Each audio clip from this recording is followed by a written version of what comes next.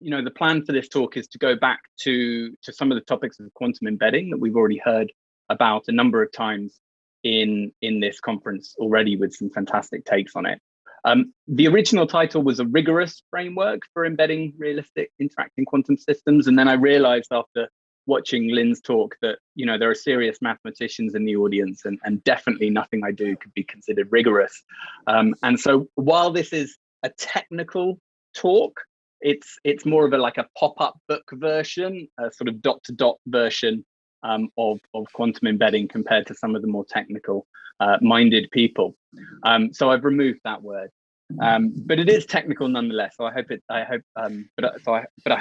sort of accessible more broadly as well. And finally, I just want to thank the two postdocs in my group, Charlie Scott and Max Nusspickle, who've really done a lot of this work. They're kind of leading the kind of quantum embedding thrust of research in the group. They're fantastic speakers as well. So if you have the opportunity to invite and hear them speak as well, I know that they would be good. And they're going to go on to great things, or even greater things. Okay, so let's start with a very simple kind of take and perspective on kind of quantum embedding and how we see it. I'm not going to spend too long discussing this, as I know that things have been discussed already in this area. So I've lost my cursor. Oh, hang on a sec. Okay, let's just carry on regardless. Can you see my cursor anywhere? Ah, there we go. I think it's back. Okay, let's see.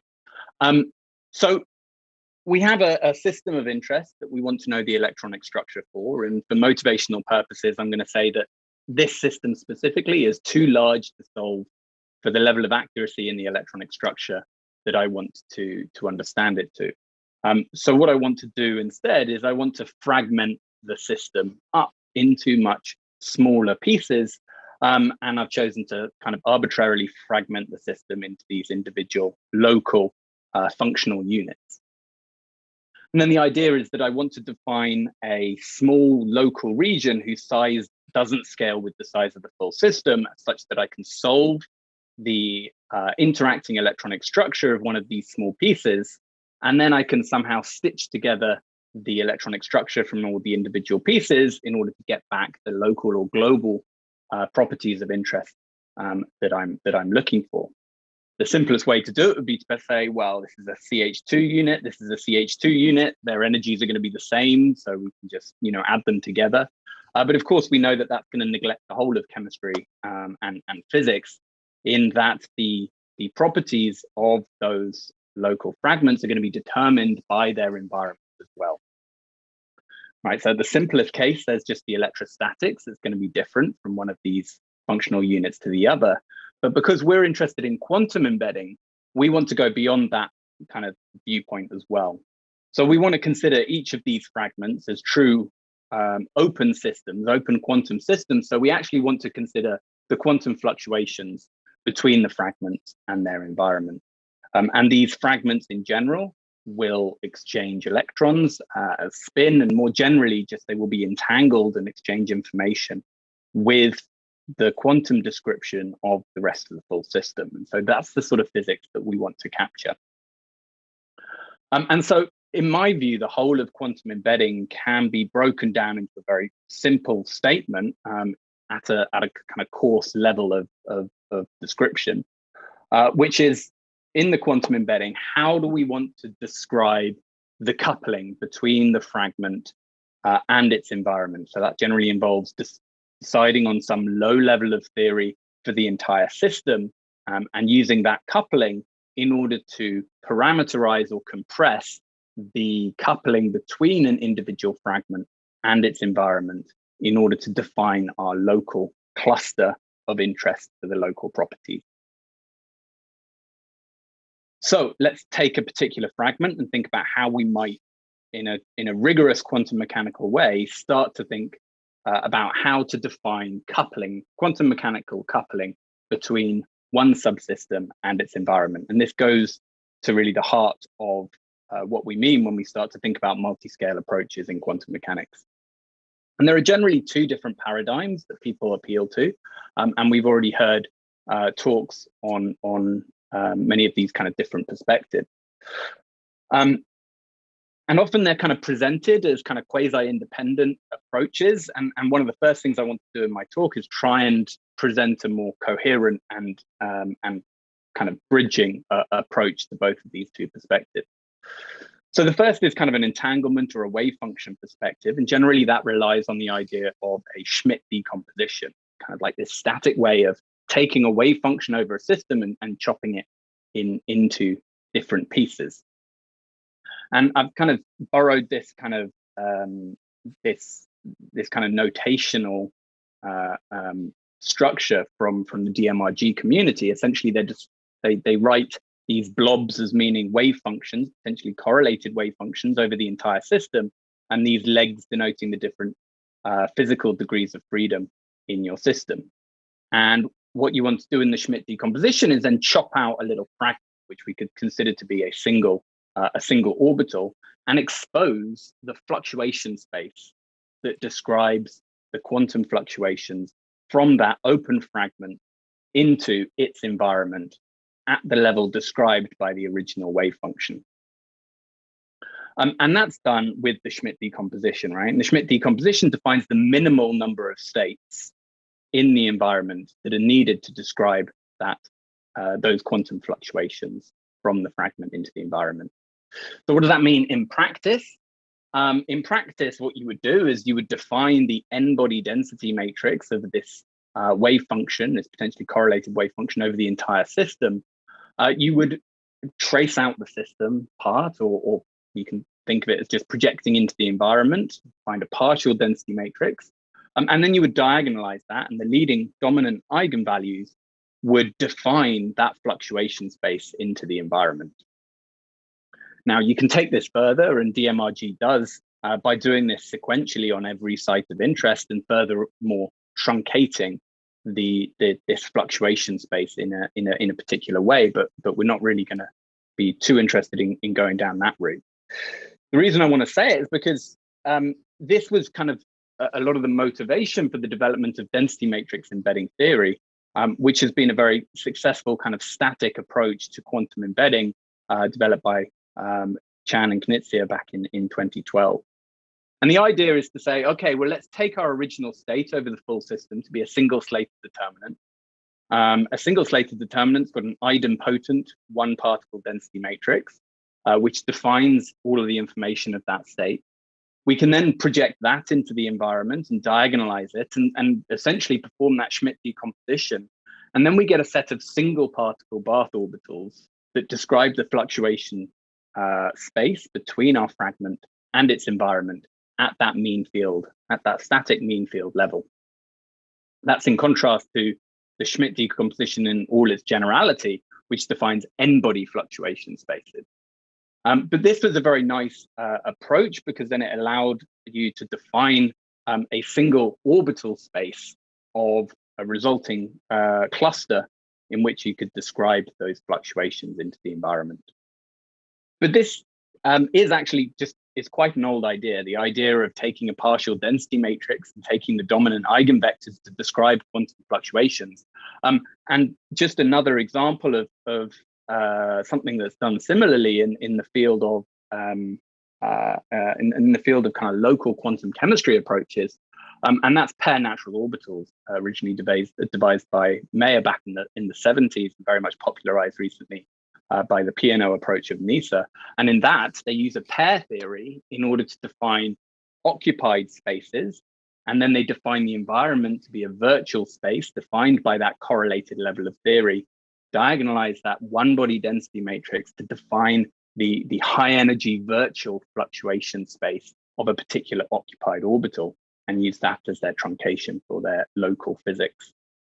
So it's an old idea, but I generally just want to get across the idea that it's a very simple idea. We take a state that we know over the entire system, we consider the partial density matrix in the environment, and from its diagonalization, we can start to say something about the fluctuation space into the rest of the system. Now, that contrasts with the kind of dynamical perspective of quantum embedding, which I would say relies on the idea of Lovedean partitioning. And that's a separate way to kind of partition the physics of your system, right? So this is just the Schrodinger equation, where I've kind of partitioned the system into an arbitrary sort of strongly correlated subspace and its environment, which is given by this E block here. And then there are coupling terms between them in the Hamiltonian. And then I want to just devise an effective Schrodinger equation, which is only trying to determine the physics of the subspace given spanned by phi1, right? So it's simple linear algebra rearrangement to show that this gives rise to this resolvent operator here. And that gives you an effective Schrodinger equation just for the physics of phi1. And the key thing to note is this resolvent operator is energy dependent now. So we have an effective energy dependent generalized self energy or hybridization function, which describes the coupling of your local component of your full spectrum to its environment. So note that this decomposition here, this spectrum here doesn't rely on a particular state in the phi1 and phi2 space. So it is able to capture for the different energy eigenvalues, the entire spectrum of your local system of interest. And so that's basically the idea behind DMFT and CETA, as we've heard from Lynn and Dominica and Andy earlier on this week. The idea is we define our local fragment, we define some energy dependent hybridization, which describes the coupling of that fragment to its environment. It took me a little while to kind of get my head around that right at the beginning, but actually it makes a lot of sense that you would have an energy dependent term coupling your fragment to the environment. You can think of that, from my, first year undergraduate chemistry course when we're doing molecular orbital theory. If you've got one atom here that wants to bond with another atom here, you've got these local orbitals. How do we construct the kind of the bonding diagram between these two atoms? Well, the local states that you're interested in, they want to hybridize with the states in the environment, which might be the other atom. And the degree of coupling depends on how much the states overlap and how close they are in energy.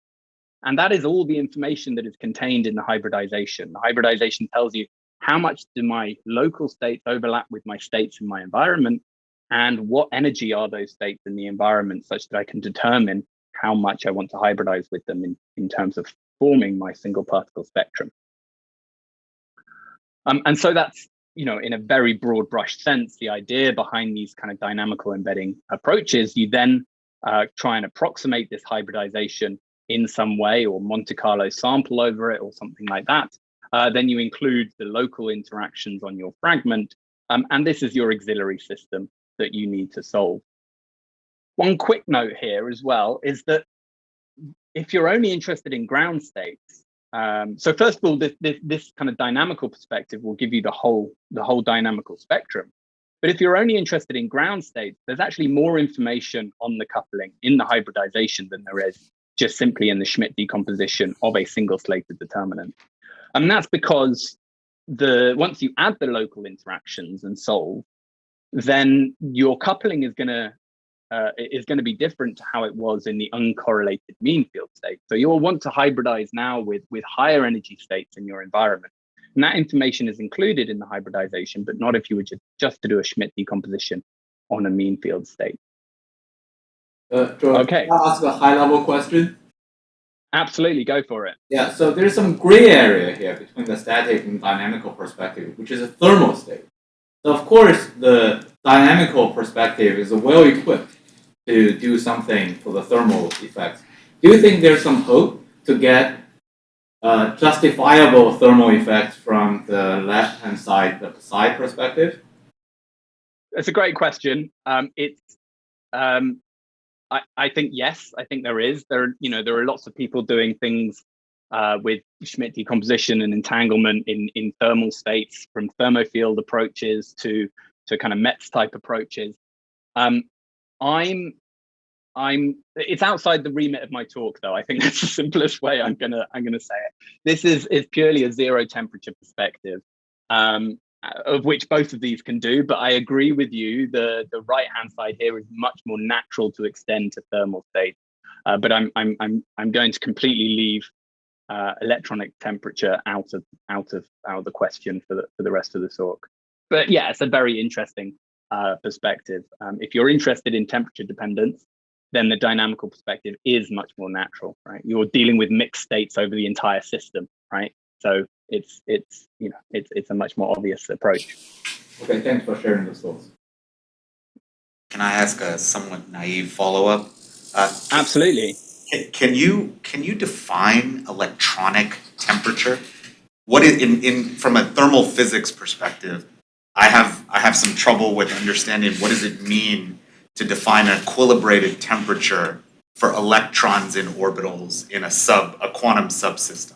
But maybe you have a clear idea, or maybe it's independent from the electronic degrees of freedom, and you're just imposing a sort of zero temperature on, or a finite temperature on the electrons. But yeah, I mean, this is a massive topic, right? Not just, not just what is the equilibrium thermal distribution of an isolated or a quantum subsystem. The Gibbs ensemble, generalized Gibbs ensemble, and lots of other important questions in that vein. I was just meaning the Boltzmann distribution over the electronic state. That's all I was meaning. I meant electronic temperature just to distinguish between phonon or zero point fluctuation effects. So that's all I meant in a very simple fashion. But those are the kind of two perspectives that I see. I have a question from yeah, Jianfeng. Hey, George. So, I mean, maybe a follow-up question just to wondering. So, for the thermal approach for the left-hand side, wouldn't one can just purify the state and do the embedding as usual? Do this extended the state for double? I mean, because it's an embedding. So theory? a thermofield approach is essentially what you're saying. You can double the number of degrees of freedom, and then think of it as a wave function in a double space. Yes, I think. So in that sense, it's naturally unified, I guess. I mean, yeah, I mean it's definitely outside the scope of where I was thinking about going with this sort of stuff. But yeah, I mean, I think there may be additional things that need to be considered when it comes to the more technical details of self-consistency and everything else. But yeah, it definitely can be unified in that way. And actually, what I'm going to talk about in just a sec is actually a way that could unify it quite nicely in that approach, in that you kind of enlarge the system, the physical system of interest, in order to describe thermal fluctuations as well as correlation-driven ones. Great, yeah. Thanks. Okay. I don't want to divert from George's talk too much, but to my knowledge, purified DMET for thermal state hasn't been done, but maybe I'm wrong. Okay. All right. So my outline of my talk, I'm not sure we'll get through all of this, but the first is to just try and connect these two perspectives in a kind of a quasi-rigorous fashion. The second is to kind of take the kind of intuitions and the perspectives that we gain from doing that to develop some kind of hybrid approach that I think works very nicely for ab initio and high energy kind of dynamic correlation in embedding for real systems. And the third is to extend this to higher order environment coupling. So going beyond just a single particle perspective of how a fragment wants to couple to its environment, but we may not get to that. So just to start, we want to try and marry these kind of Green's function and these kind of density matrix type approaches, these Schmidt decomposition approaches. So how do we go beyond that, to kind of beyond ground state fluctuation spaces into the environment, beyond idempotent coupling, but retain a kind of static wave function based theory and retain this nice property of Schmidt decomposition for kind of analytic tractable bath spaces. So we can kind of very easily, first of all, connect the idea of one-body density matrices to Green's function theory, right? So this is our one-body density matrix over some mean field state over the entire system. And we can connect that to a simple kind of non-interacting Green's function over the entire system at infinitesimal time differences. And that itself can then be related to just the integrated weight of the Green's function in the frequency domain over all of the whole states of interest. So that's a way we can kind of automatically connect these. So if we want to then describe higher energy fluctuations, then what we could do is we could just try and Schmidt decompose different single particle wave functions that describe systematically higher energy states and higher energy coupling to the environment. And in one example of doing this is to say, I want to Schmidt decompose this mean field-like single particle wave function, right? So this is the mean field Hamiltonian raised to a certain power. And then you've got either a creation or annihilation operator acting on your global state, right? So this defines these, which I call these kind of, they're kind of energy weighted density matrices, right? Because there's a Hamiltonian raised to some power between your two operators. And this is then very simply related to Green's functions because they're just the derivative of the Green's functions at infinitesimal times. And then those can again be related to a moment decomposition of the real frequency dynamic of your separate whole and your particle parts of your Green's function. So once we've done this, we know in general how to do simple Schmidt decompositions on these type of objects, and we can use that to systematically define higher energy Barth orbitals to describe higher energy fluctuation physics. And essentially, we formulated all of this. Slide. Oh, hello. Yeah, sorry, the previous slide. Yep. There, small typo. The last line, like a D. Yeah. Is that D to the n power or something? Yes, absolutely is. Sorry. Yes, this is not the. This is the nth order derivative. Apologies. Thank you. Yeah, that's a typo. Thank you.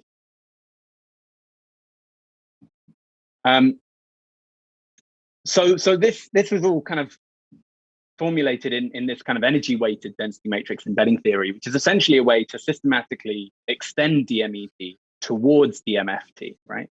So we essentially have this integer truncated cutoff that we can call by n, this power, which describes the kind of effective level of dynamical detail to which you're describing your self-consistent local propagators of each of your fragments. And not only is it a self-consistent, not only is it a sort of a systematic truncation of the dynamics of your local propagators, it also then determines a Barth space, and that is also a rigorous spectral expansion of your hybridization function as well in a DMFT type perspective. So actually each n that you take and you Schmidt decompose gives you 2n plus 1 spectral moments of your local propagator and your hybridization. And it gives you an analytic approach to sort of algebraically define these Barth states that are then static Barth states defining the hybridization to that order of dynamical detail.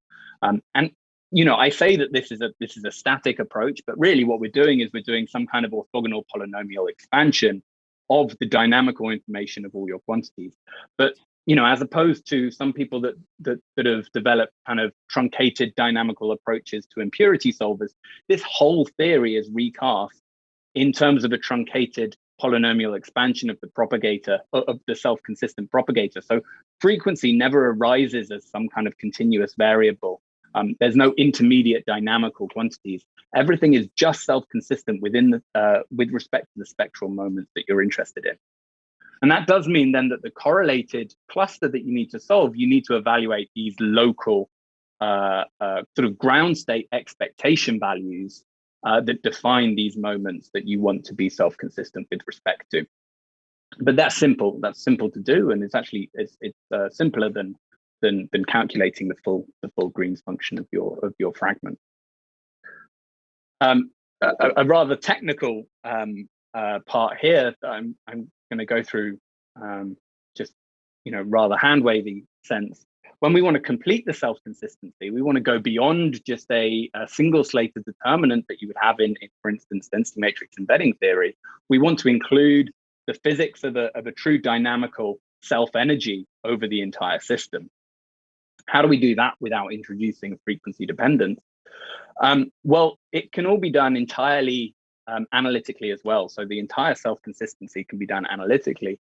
The self-energy is nothing other than a non-interacting auxiliary space that we can essentially couple to our original physical system. And this can be thought of as essentially inverse Lövdin partitioning, right? So rather than taking a full system and finding a dynamical hybridization function to describe the coupling, I then end up with a self-energy that I want to describe by a larger non-interacting auxiliary space. And we can formulate the whole of an implicit Dyson equation just in terms of these moments and directly get out the parameters of this larger auxiliary space that couples to our physical system to exactly describe the poles of a self-energy that are required to exactly match the moments up to the level of truncation that I've decided on over the fragments of interest. And that allows us to go beyond just the Schmidt decomposition of idempotent density matrices, and allows us to perform this Schmidt decomposition on non-idempotent density matrices because it includes the coupling to a larger space. And then we can do the Schmidt decomposition as normal with fixed number of Barth orbitals because we just have idempotent density matrices over a larger space. And that allows us to go beyond the static mean field coupling. Okay, so just I really just wanted this as a motivational method. I don't want to spend the entire talk talking about it, but just a couple of examples. The first is the kind of Hubbard beta lattice. This is kind of a Hubbard model in infinite dimensions. And what you can see there, why it's interesting is it's really a motivational model for DMFT. And it really requires the dynamical information in order to get right. So DMET, for instance, fails entirely to describe the Hubbard beta lattice because it needs that dynamical information and the self-consistency on the dynamical information in order to get the physics correct. And you can see that as we increase the number of moments that we're self-consistent to, we actually end up with a very nice description of the overall local propagator and the local density of states as we increase the interaction strength, including a kind of a metal to insulator transition, despite the fact that we're never actually self-consistent with respect to the full dynamics, just this low moment truncation. And that's compared with kind of DMFT, where we have an explicit Barth space of 7 Barth orbitals. It looks very similar. I would argue that the energy-weighted density matrix embedding at 7 Barth orbitals is more accurate than a numerical fit of 7 Barth orbitals within DMFT, where there's a lot of noise due to the kind of vagaries of exactly how you truncate your Barth expansion when you fit them to the hybridization. So there are some nice properties. So George, excuse me, what is the model system? Is it a 1D? No, this is the beta lattice. So it's a bit difficult to describe. It's essentially an infinite dimensional Hubbard lattice. So you have an infinite number of Hubbard atoms that you're connected to in a kind of infinite Cayley tree. It's a weird system. It's a quasi-periodic lattice. It's not super important that the reason why it was chosen is that this was the motivation for DMFT, because they found that you only needed a single site embedding in order to get the exact solution to this problem. Okay, and your point is that that one site couples to infinitely many other sites. Is that what one site couples to infinitely many other sites, but I represent that in this case with 7 Barth orbitals and a single fragment. With those 7 Barth orbitals obtained from a Schmidt decomposition over a kind of mean field state over the entire system. Yeah.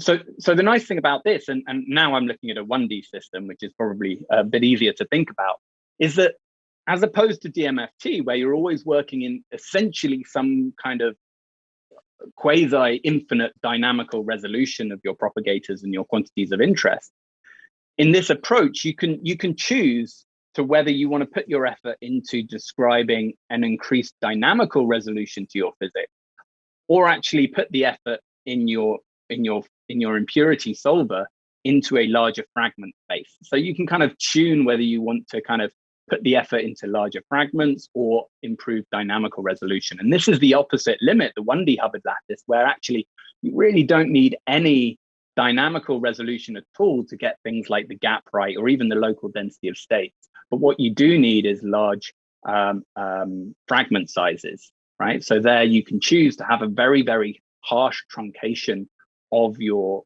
moments, your spectral moments that you want to be self-consistent with respect to, and choose to put your effort into a larger fragment space.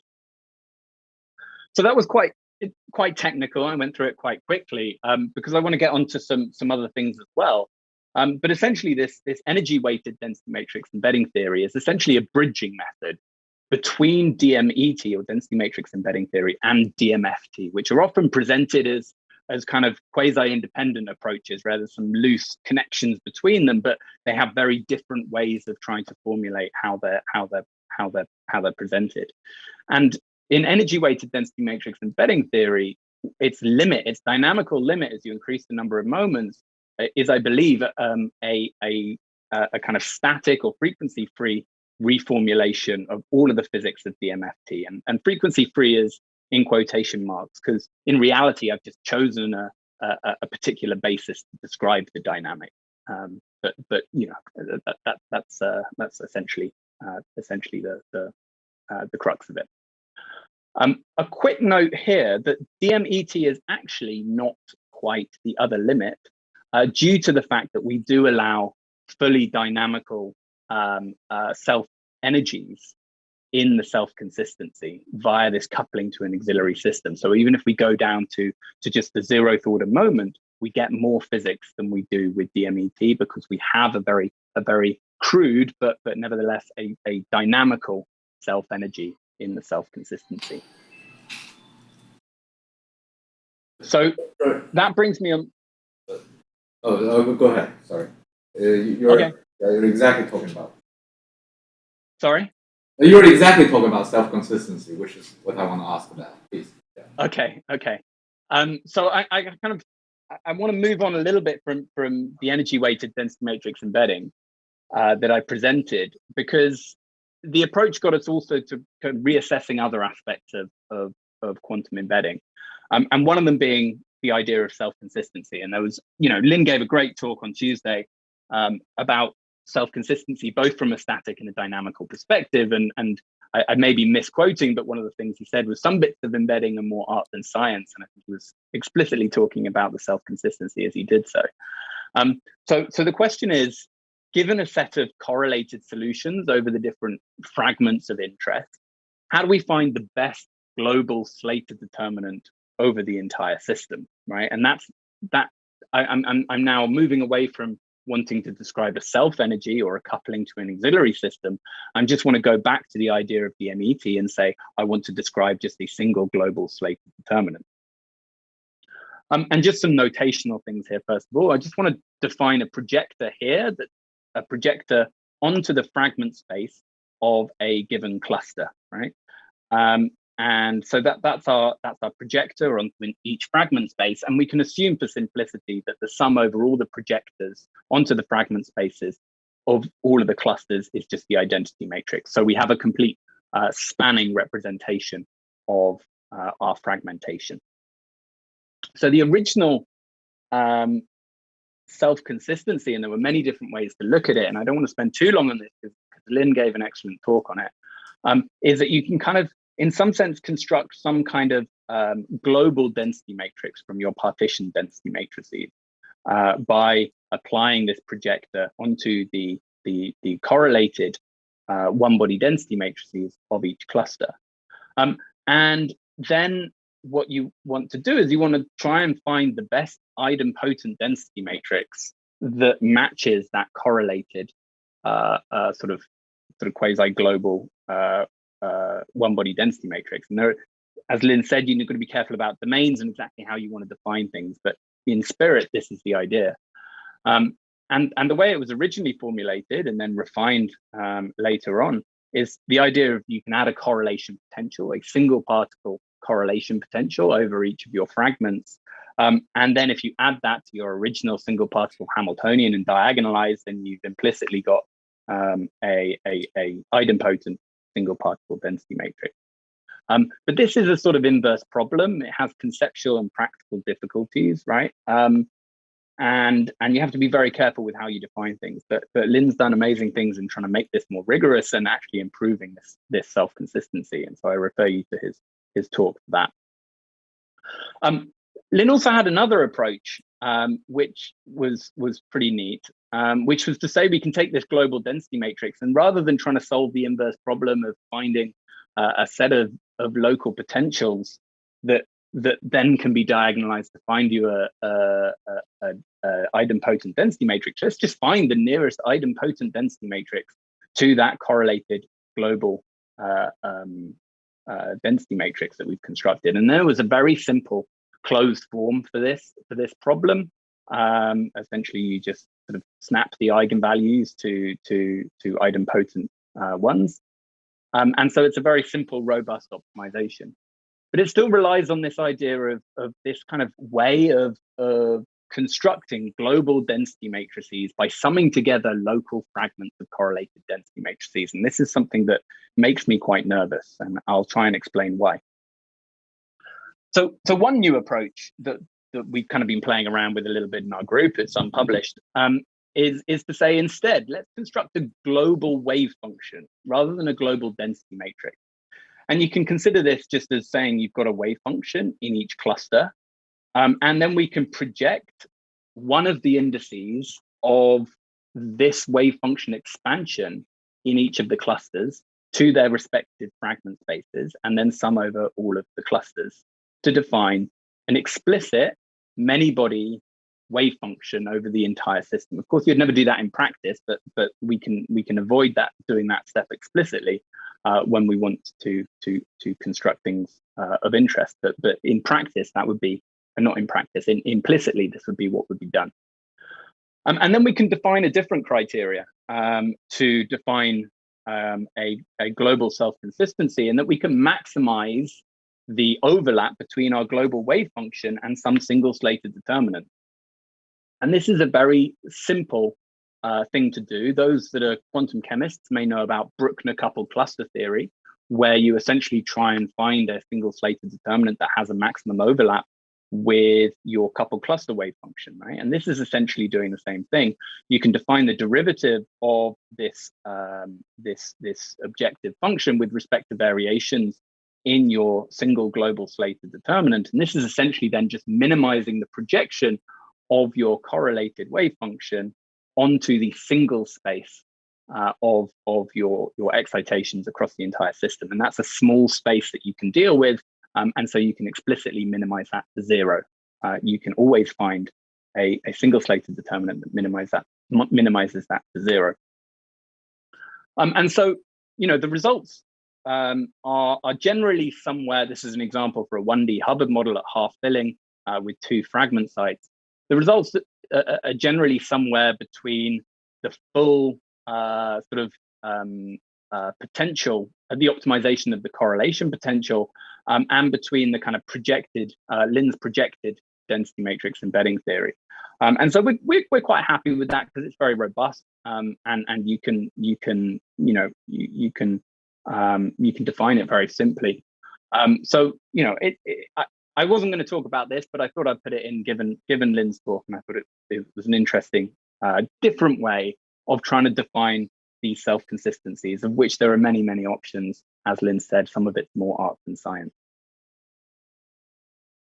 So the next kind of aspect of quantum embedding that I wanted to touch upon, that I think is an important concept to think about a little bit, is the idea of interacting versus non-interacting Barth spaces. So when we're defining these Barth spaces in DMFT or some kind of static embedding theory, then we sometimes have the choice to project the interactions of the Hamiltonian into that fluctuation space.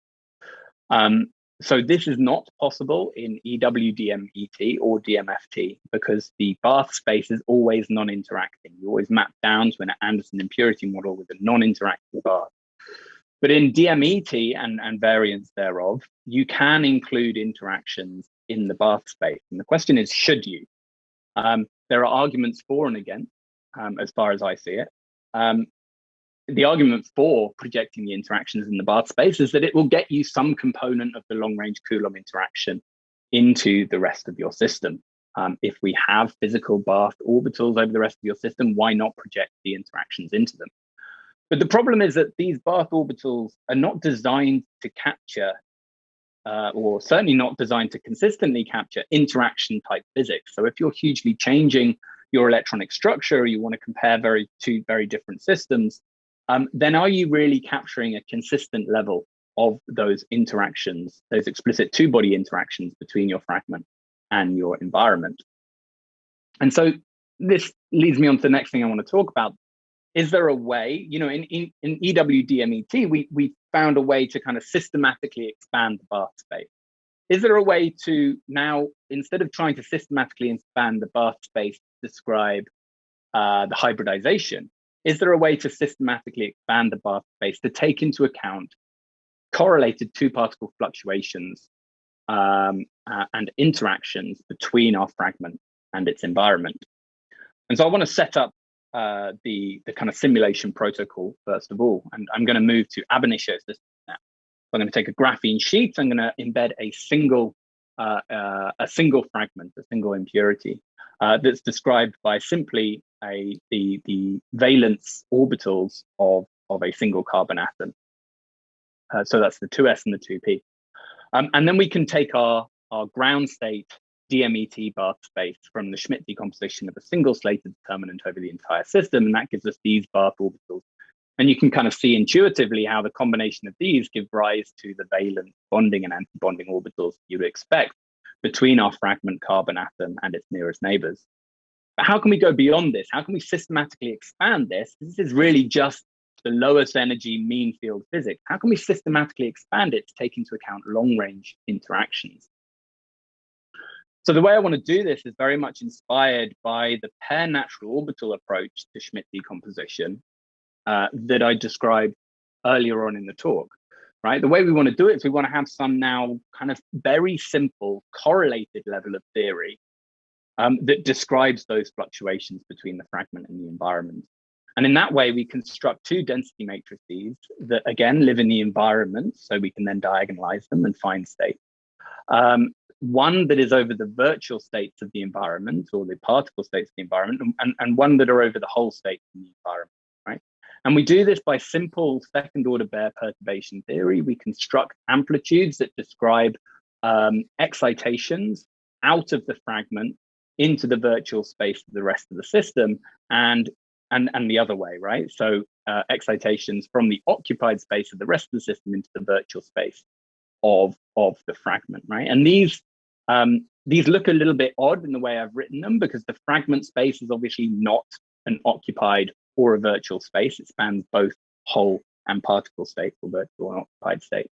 So you have to do you have to apply projection operators in sensible places in order to just project onto these spaces that you're interested in. But essentially, this in spirit is what is being done. And it can be done efficiently in just cubic scaling with system size. So we keep the kind of DFT-like scaling over the full system. But there's a catch, right? Compared to the Schmidt decomposition of a single slated determinant, these are now non-idempotent density matrices, right? And the almost defining characteristic of density matrix embedding theory was that we got the same number of bath orbitals as we did fragment orbitals. But now we have non-idempotent density matrices. We end up with a continuum of long-range environmental single particle states, which describe the coupling at the level of an interacting density matrix. So there are bath states that expand out an interacting level of theory. But that's okay. That's a bit like DMRG, right? As we said at the beginning, right? They had to find a way of doing a Schmidt decomposition of a correlated state and then truncating. And we have systematic ways to truncate those bath states, because the importance of those bath states is determined by the eigenvalues, or the singular values of that coupling matrix, right? So we have a way that we can rigorously define a quasi-continuous parameter that we're going to call eta, in which we can truncate at an arbitrary level the interacting fluctuation space from our fragment to the environment that takes into account a kind of interacting level of theory to provide us with these kind of fragment-specific additional bath states. And this is a little plot of what these bath states, the occupied and the unoccupied bath states look like, or the density of them, as you change this kind of eigenvalue threshold for which ones you want to include. So we now have, again, this kind of different approach. We can choose whether to expand our fragment space or our bath space in order to systematically improve to exactness within our quantum embedding theory. And I'm very much convinced, especially in an ab initio setting, that it is better to keep a very small fragment and enlarge your bath space to include the interacting physics in order to systematically improve to your physics that you want to describe, right? And this is a very simple example here. So I'm looking at diamond now here. I'm starting off with just the 222 supercell in a VDZ basis set. And I'm comparing here a fragment expansion where I essentially say, I want to embed one carbon atom and then include its lowest order bath space that comes from the Schmidt decomposition of a single slated determinant. And then I'm going to expand that by taking 2 carbon atoms and 3 carbon atoms and 4 carbon atoms that are defined as their nearest neighbors. And it's really, I don't know, I mean, of course, quantum embedding is trivially improvable to exactness by increasing the size of your fragment. But in practice, that's not really what's done. And very few people have actually, beyond toy systems, demonstrated systematic improvability, and certainly in real systems, with respect to increasing the size of your fragment.